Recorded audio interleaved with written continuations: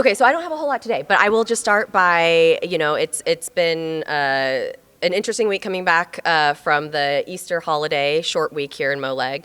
I want to give a congratulations to the gentleman from the Herzog Foundation for convincing so many of his colleagues to flip-flop on their vote on his virtual adult education bill.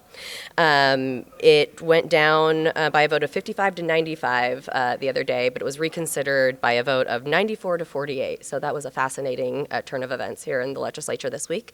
And I'm happy to take any questions.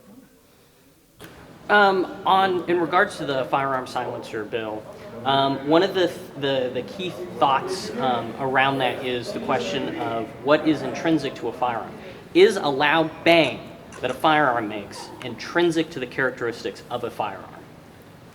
Well, that's a very specific question. I would say that yes, it is. And I think that there is something to be said for, especially in communities where gun violence is more prevalent than others, right? A lot of the arguments that were made on the floor were about hunting and about, why using suppressors on a farm, for instance, would be useful. As with many things in this building and the things that we debate, there's a lot of nuance and there's a lot of differences to how we live and what our communities look like. And there are communities in this state that suffer from serious gun violence. They are plagued with gun violence. And we heard members who have experienced gun violence themselves, who have lost family members to it, speak on the floor today about why the sound of a gun ringing through their community is the warning sign that folks need to understand that there is danger around.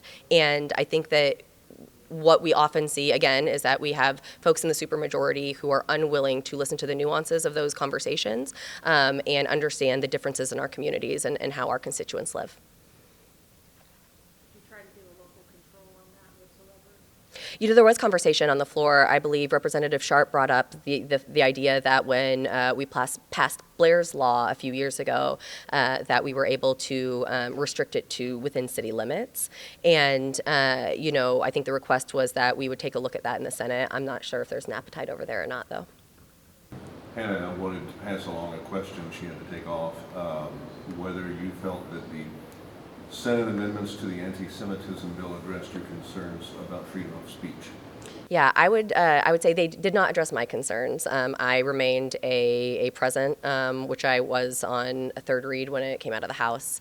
I believe that adopting that definition of anti-Semitism is not the right move for the state, and I think that there are still parts of that bill that deeply concern me. But I also think that bill was designed to drive a wedge in not only in the Democratic Party, but in amongst all lawmakers. And I think that it is an issue that is it's simply too fraught, and it's been really interesting to watch it move through the legislature and see kind of where it ended up. And I think that is it in a better place? Yes. Is it in a place where I could vote yes? No. In regard to the presidential primary bill, large bipartisan support for it. There was a lot of Republicans that didn't support it. But for Democrats, how important is restoring the presidential primary in the upcoming, to 2028 for your party? Yeah, it's hugely important, and it's also important to the Republican Party too. Both party chairs have been in this building testifying in favor of this bill for years now. So ever since we got rid of the presidential preference primary, both parties have come together and said, no, we want this back. And the parties had to run the primaries a few years ago, and it was kind of a disaster, I think, across the board. It was really tough, and when you put that on a party and you move to a completely different style. Voters were confused. Voters were frustrated, frankly. They didn't feel like they had a voice. And I think that restoring that presidential preference primary is going to be it should be a huge priority for the legislature, and I think it'll be really good for the voters if we can get that done. The House third read a bill directing the Department of Social Services to apply to the federal government for a healthy SNAP waiver that they have already applied to the federal government for and gotten federal approval for. What do you make of that? I think that part of the purpose of the bill that was passed was to match state statute up with federal requirements around SNAP benefits. It is the opinion, I think, of myself and many folks in our caucus that they actually went further than what the federal government requires, and I think that when we do that, when we look to say, okay, we're just taking direction from the feds, right? But then we kind of put our own spin on it. I think that is one of the big concerns. I think that's where Missouri could potentially get in trouble, and with federal regulations and the administration of the benefits. So, yeah, I don't know. I think it's an interesting tactic, I suppose, is what I'll say, is that they went further than what the feds wanted. St. Louis has announced today a lawsuit against the Board of Police Commissioners in the state over the city's budget with the police department. Can anyone speak to that? Your feelings? Yeah, Representative Butts. Was this a surprise to you?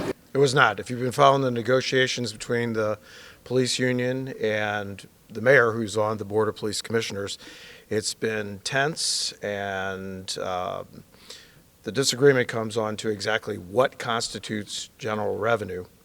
And I think the two sides are so far apart. The mayor chose to say we're going to turn it over to court, sue, and maybe get a decision there. I would prefer to see a negotiated settlement.